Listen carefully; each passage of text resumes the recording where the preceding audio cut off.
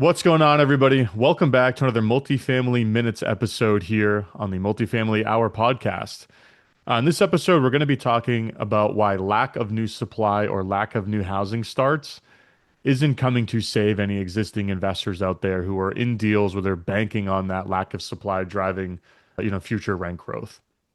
And the reason I want to talk about this topic is because I think it's a very widely parroted comment from multifamily investors.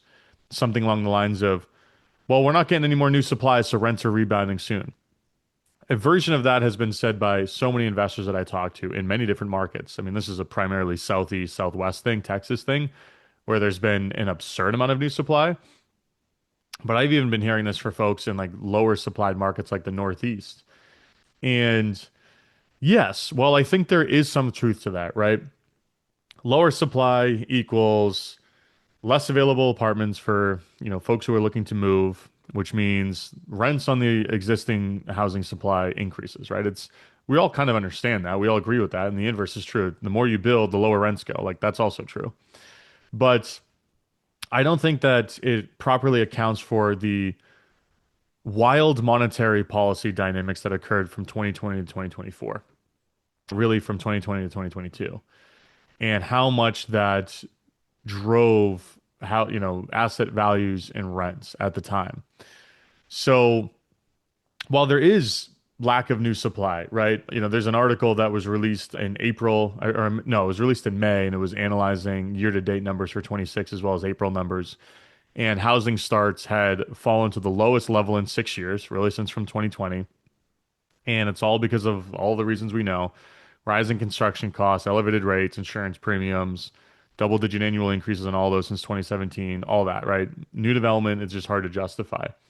Funny enough, in that article, the Midwest is a very broad region, is the only region in the US that had a bump in housing starts from 2020, I believe it was April of 25 to April of 26, while Northeast got hit the hardest. It's like down 25 plus percent, right? Just for those two specific months.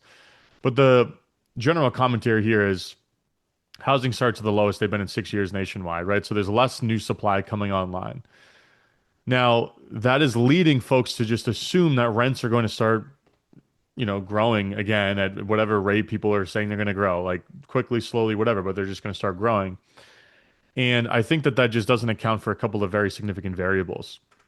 Like the enormous monetary injection from the federal government, EIDL loans, stimulus checks, PPP loans, like we grew the monetary supply, whatever it was, and I don't remember the number off the top of my head, but I think it was like 30% in like 2 years.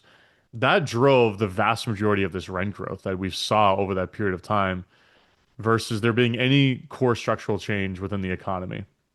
So that has also been something that has been correcting the last couple of years, in addition to new supply. Like new supply has driven down all of these, short-term elevations in both housing prices and rents. And then all of this new supply that was started in 2021 and completed in 23, 24, 25, that's been being absorbed is also driving rents down in many markets throughout the country.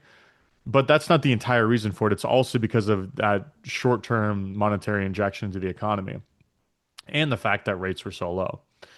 The other thing that I think is really important to understand is the United States had massive population growth due to immigration, whether it's legal, illegal, whatever. It doesn't, I'm not here to delineate, but just a lot of folks moved into the US over a short period of time. And that also drove pricing up as well. And I think one of the most significant data points that I think we can analyze right now is that for the first time in the history of the United States, we had a net population decline, and that was in 2025. It's the first year ever that we've had population go down year over year. A lot of that is basically just a, hard pause on immigration combined with declining birth rates, combined with, net deportations versus immigrations, as we all know why. But that alone like drives a significant reduction in housing demand that is unrelated to new supply. So when someone says they think supply is going to fall and rents are just going to rebound, they're solving for this one variable while holding the other two variables as constants. And there's two other variables that are important to assess and understand here. Now, this also does not account for any potential economic pain, for lack of a better way to put it, that may result from any AI related disruptions in the job market, right? And that is a variable that no one can really understand right now. But we just assume, again, those are three variables. Even if we analyze those, there's a fourth variable of wage growth and economic growth internally within the US outside of what's going on with supply, monetary policy, and population growth or lack thereof.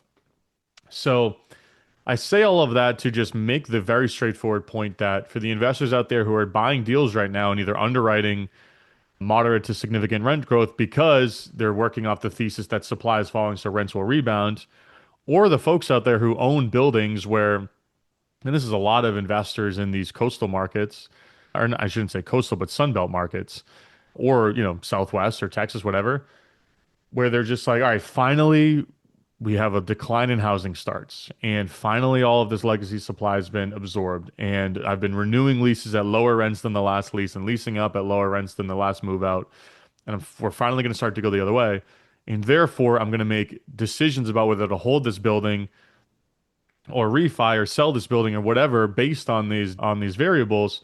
It's important to challenge the underlying assumption that you might be making and to consider a future in which rents still don't grow even though supply falls. So hopefully that is insightful to some of you who are in the, kind of facing a fork in the road from a decision-making standpoint about, underwriting in a new deal or what to do with an existing deal. But I think it's important to challenge that widely assumed data point and fact that many investors just blindly agree with and commonly, just spew, I think, for lack of a better way of putting it. Hopefully you found this episode valuable. If you did, please consider leaving the show a rating and a review. 2 episodes into the podcast rebrand here. And while we have had two quick short episodes here, multifamily minutes episodes, as I've been calling them, excuse me, we're going to be getting back on track with some great guests over the next few weeks. So be sure to stay tuned for that. But thanks again for listening, and I'll catch you guys on the next episode.